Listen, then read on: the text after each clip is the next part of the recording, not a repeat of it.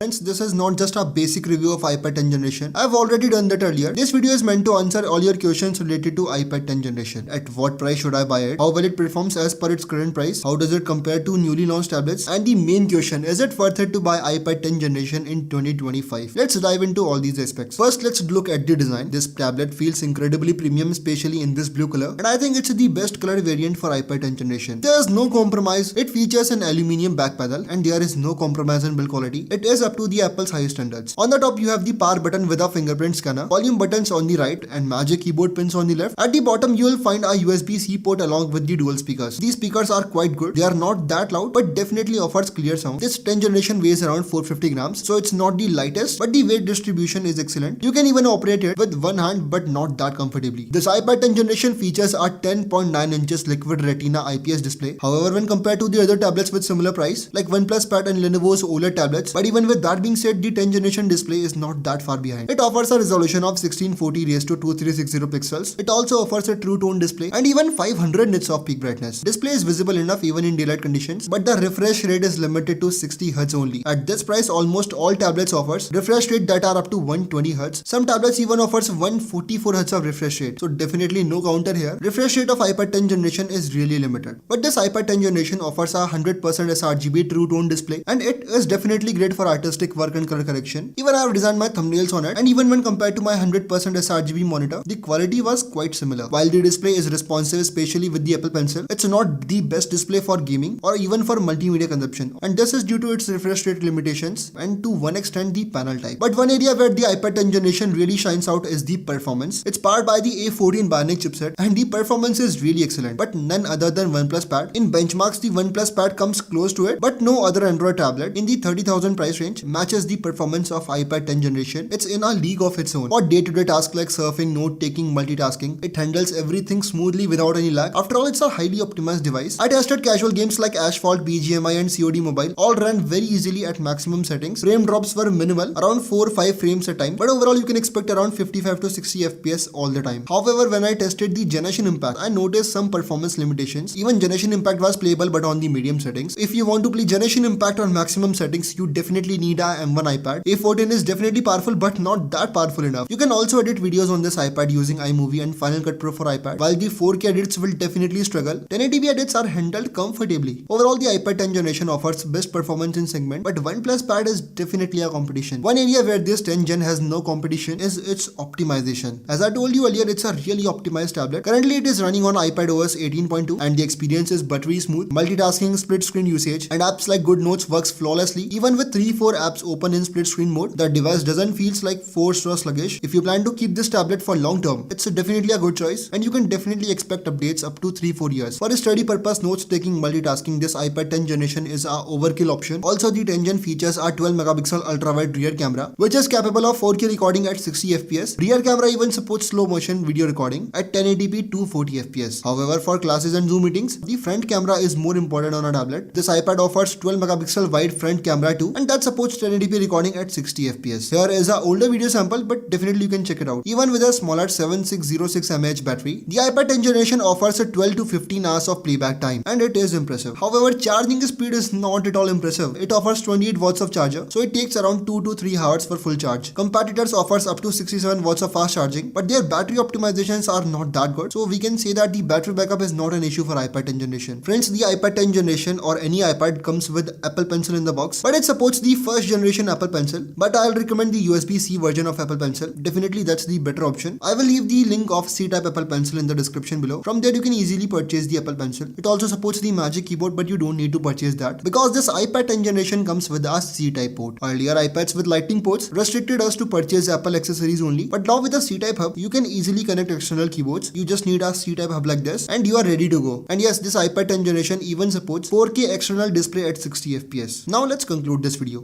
iPad 10 generation is definitely worth buying, but if it is priced at around 30,000 rupees. Above 35k, many better Android tablets are there, like the OnePlus Pad 2 Galaxy Tab. They are far better options at around 40,000 rupees. But if we talk about this price segment of 30,000 rupees, no doubt iPad 10 generation is the better option, and even in 2025, this iPad 10 generation remains one of the most value for money iPads. If you are already using an iPad 10 generation, share your experience in comments below. If you like this video, make sure to hit that subscribe button. But as of now, that's it for today's video, and as always, I will meet you in the next one.